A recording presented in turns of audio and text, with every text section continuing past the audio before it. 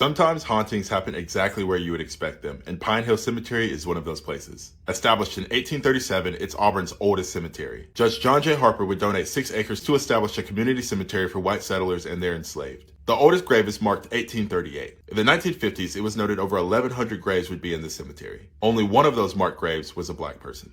However, in the 1870s, a separate black cemetery would be established called Baptist Hill. This was necessary because Pine Hill was largely a whites-only burying ground. A Confederate monument sits in the back of this property. This is along with 98 Texas soldiers that would be buried here. They were casualties of the Civil War who were lost at the makeshift hospital on campus, a building that was known as the Main at the time. Gadsby Rice is the only black person to have a marked grave in the cemetery. She was born enslaved, but then would run a boarding house and also work as a seamstress after the Civil War. Other notable people in the Auburn area would be buried in the cemetery. Dr. Charles Carey, a veterinarian who was known across the country, and also founders, mayors, lawyers, doctors, professors, and more. Of the strangest burials is that of Reverend Billy Mitchell. He was buried above ground on a double bed, with his boots under his bed in a brick mausoleum.